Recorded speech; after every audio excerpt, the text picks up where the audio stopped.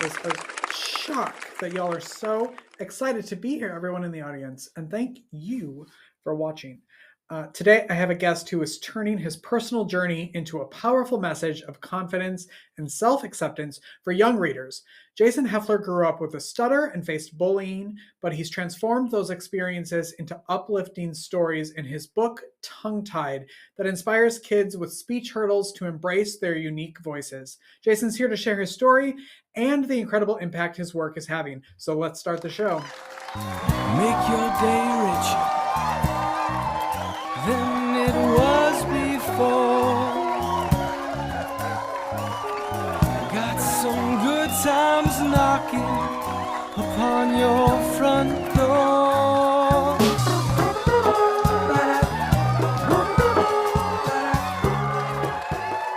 Jason, thanks so much for being here. Thanks for having me. Really appreciate you, Richard. I'm so excited to talk to you, and I really wanted to start out with thank you for writing this book. I think it's such an important book that probably has helped, I'm sure, many people, is going to help so many people. It's called Tongue Tied. Tell everybody about the book. And it's a children's book. First of all, thank you for saying that. It means a lot. So, I mean, within an instant of me speaking, you can hear that I have a stutter. I tried to navigate it as best I could growing up, but I never really had resources like the book that made it, that made me feel normal. I always had an amazing family, amazing support system, but I didn't have a book like this, so I decided to write one. And the message behind it is that kids with stutters, they're not alone, and really that you can live a normal, successful, happy, fulfilling life even with a speech impediment like this. What age is the book for? It's about 4 to, I would say, 9. Okay. Yeah. Okay, cool. Is something like a stutter, is that something that you like? What causes it? So there's really no consensus, actually. It's a very, very, it's not a lot of people speak about it often because, we're not disabled. It's more of it's a neurological condition. So it's not really as researched as other major conditions. So doctors and scientists really don't know what causes it. All we can do is just learn how to live with it and navigate it. Gotcha. Yeah. Is it are there times where people outgrow it or Yeah. okay. So I mean, there's actually a lot of famous stutterers who used to not be able to get a word out. Couple that come to mind: James Earl Jones, Darth Vader was a major stutterer.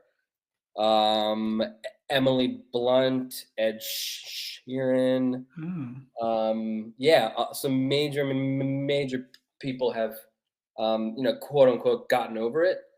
But that's another big thing in the book is that, I've spoken to a lot of the doctors about it who have really liked it. And they said what they loved about it most was that it teaches you that you don't have to chase a cure. You can really just learn to own it and live a normal, happy life. Yeah. How long did it take you to get to that point? A long time, man. A long time. Like I would say like after college. When I started to interview for jobs and chase love and do all the normal things that you're supposed to do as an adult, I was getting turned down a lot. And it's easy to point to speech and say that's why. I can't confirm that obviously, but once I started to like get turned down and rejected from job interviews over and over and over again, I was like desperate, and I was like, look, I'm just gonna off the bat, off the rip, tell them like, hey, I have a stutter. It by no means affects the way I communicate. It's just the way I am. And I hope that's okay with you. And the employer would always say, it's fine. I actually appreciate your candor. And let's do this. Are there reasons why people stutter, like nerves? Are there things that will make it worse? Yeah, everybody has their own reason. I would say nerves are probably the number Mm, one for most of us. yeah. Um, Public speaking, really hard. Mhm. But yeah, I mean, to answer that question, I would say mostly nerves. Okay. But I've met some who say that they stutter more in front of people who they're most comfortable with because it's not on their mind all the time. Mm. But yeah, but I would say most are just insanely nervous, and they just don't know how to kind of center and calm their mind. Did it prevent you at some point from like speaking as much as you wanted to, speaking up, talking to people? I imagine after all that kind of rejection that you're like, never mind. I don't even want to talk to anybody. Yeah, big time, Uh, big time. I mean, it speaking up in class, I was always like, there's no shot. And then in high school, throughout college, I would even go out of my way to meet with my professors and say, look, like I really can't make this presentation. I don't have it in me. And I would really appreciate if I could just do something privately. are there other books like Tongue Tied out there, or are you kind of the first? Feels like There kind of are a groundbreaking few. territory. Okay. There's a few, um, but most of them are nonfiction. Mm. There's only a couple that have actually used, like animals and um, whimsical kind of imagery to relay this information. I love that. What prompted all like that type of imagery for the book and really the story in the book? It's a good question.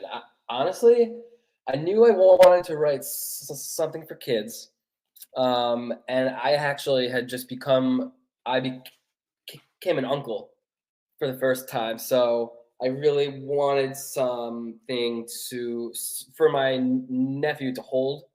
Uh, Um, so I knew I wanted to write a hardcover book. And but believe it or not, I had one of those like stream of consciousness, really inspiring kind of runs where I just wrote the book in 24 hours. I pulled an all nighter. I banged it all out. Um, and then it took about it took about 9 months to get all the illustrations and all of that squared away. uh-huh. Um, and then yeah, I was off to the races. What did that feel like to have it out there, put it out there once it was finally available? Man, it was surreal. Like to hold Yeah. it in your hands and actually see it. Um, Especially, I foregoed a publisher. I wanted to just self-publish and learn all the ins and outs of it. Um, Grueling process, but very worth it. If there's any authors out there who want to kind of take that plunge, I highly recommend it. It was rewarding. It's a beautiful book. Do you think you're going to Thank write you. more? I think so. I think so. I Yeah. mean, the response was overwhelming. I actually didn't expect it to be like this. I ended up I got invited on Good Morning Philadelphia, which is the biggest morning show in Philly, to talk about the book and the story, which was insane. And then the book got covered in Newsweek and a couple other bigger news outlets. So Oh, that's awesome. with that response, I can't imagine not writing another one. You have to. Yes. No Yeah, pressure, but you have to. thank you. Thanks. Appreciate Yeah. appreciate Yeah. that. I also want to talk about what you do outside of children's book writing and your DJ world. I throw out the word DJ once at the worst bar in Milwaukee, Wisconsin. Um, Nice. it's a story for a different time, but tell everybody what you do. Well, first I want to hear what were you spinning? Listen, so it was a dive bar slash bowling alley. And so it was not in a great neighborhood. And so most of the time, we would all get kicked out because people in the bowling alley were literally throwing bowling balls at each other. They would pick up bar stools, like fights would break What? out, cops would be called, and then I'd get to go home early and still get paid for the entire night. Oh my God, Yeah. that's Yeah. wild. Yeah. And so they had a DJ who I think was bringing in that crowd. So they brought me in thinking my, Justin Timberlake remixes would change the vibe. And it did a little, but not enough. And then Man, I was like, I think I am going to not do this anymore. you should have been playing like Kumbaya, Yeah. like ambient kind of music. Meditation music. Yeah. That's wild. Yeah. It was interesting. Mine was a little different. So I used to go by the name Fluency. It was a nod to my speech, actually. So yeah, I started out in college. My friends dragged me to a festival called Ultra in Miami, the big one. Hmm. I didn't even know who like Calvin Harris was at that time.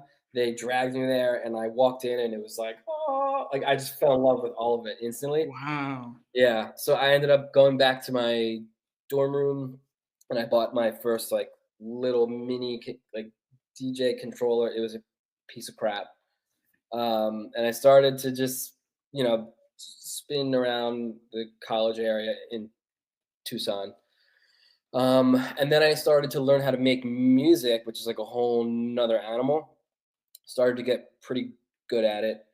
And then I started getting booked at bigger clubs in the LA area. And then I started to do festivals, and I did EDC Orlando, which is a major Hmm. dance music festival.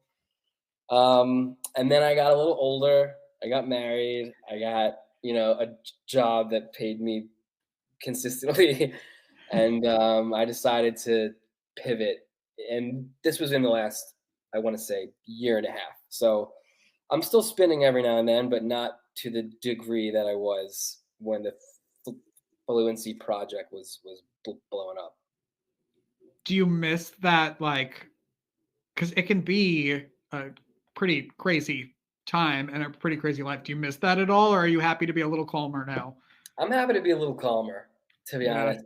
And my 9 to 5, I'm the managing editor of EDM.com, which is the biggest EDM site in the world. So I guess I still get to scratch the itch, Yeah. like the rave itch, but I'm not as immersed in it as I was when I was spinning, which is, I think, a win. What do you love most about your life right now? My life right now, I'm living out this double fantasy. I get to be an author with this book, and I could get to talk about something that I haven't been able to speak about for my entire life, and then I get to write about music, and Yeah. I get paid for it, and I think that's something that I will never take for granted. So I Hmm. get to do both of those, and I have a wife who I love, and we're thinking about kids in the next year. So yeah, I'm content. That's awesome. Come back anytime. Anytime you got a book coming out, whatever's happening, when you're ready to announce that your wife is pregnant, come on this show and do it anytime. Thank you for having me. I Yeah. really appreciate you, man. And if you're ever in Austin, visit. Let's That's where grab a I beer. just moved. Well, it's been almost 2 years, but I lived in San Antonio. Oh, that's close. Yeah, Sure. yeah. What is the best way that people can connect with you and support you? I would say go on Instagram. My handle is underscore that hef underscore THAT. And then you can find the book on Amazon. It's just called Tongue Tied. Perfect. Yeah. Thank you, sir, so much. Thank you. Really appreciate you again. Of course. The book is called Tongue Tied. This is Jason Heffler, everyone. We're going to take a break and we'll be right back after this. Don't go away.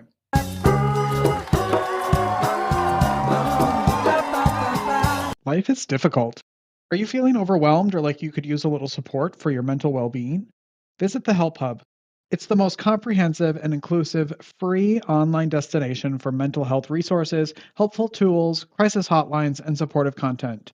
Just go to thehelphub.co to find the resources you need when you need them most.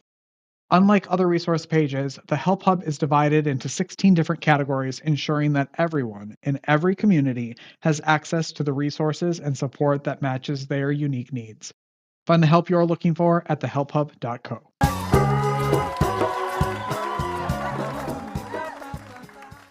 That's our show, everyone. Thank you so much for watching. If you'd like to support the show, go to buymeacoffee.com/makeyourdayricher.